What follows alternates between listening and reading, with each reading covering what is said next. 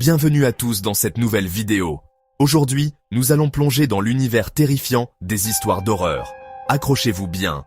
On va parler de monstres, de légendes urbaines, de lieux hantés, bref, de quoi vous faire frissonner sous la couette. Alors, préparez-vous un bon chocolat chaud, tamisez les lumières et montez le son. C'est parti. Avant de parler de Dracula, il faut remonter à la source, à l'homme qui a inspiré ce mythe terrifiant.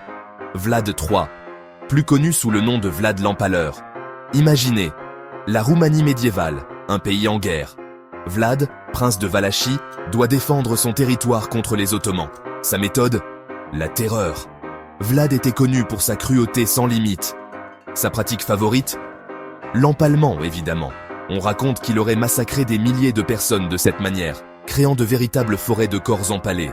Imaginez un instant la scène, l'odeur, les cris, une véritable boucherie.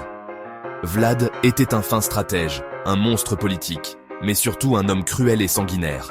Pas étonnant que son histoire ait inspiré Bram Stoker pour créer le personnage de Dracula, le plus célèbre des vampires. Changement de décor, on traverse l'Atlantique direction Long Island, aux États-Unis.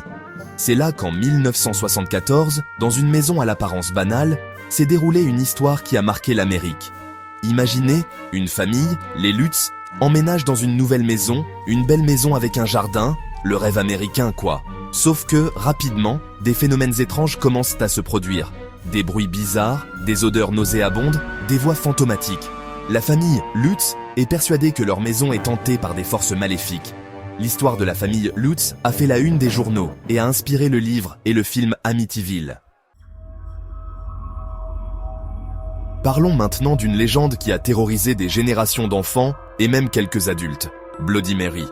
On a tous déjà essayé, au moins une fois, de l'invoquer devant un miroir dans le noir. Avouez-le, cette histoire, c'est celle d'une jeune femme, Mary, qui serait morte dans des circonstances mystérieuses. On raconte qu'elle hante maintenant les miroirs et que si on prononce son nom 3 fois, elle apparaît. Certains disent qu'elle est là pour vous arracher les yeux, d'autres qu'elle vous étrangle avec ses longs doigts froids. D'où vient cette légende? Difficile à dire.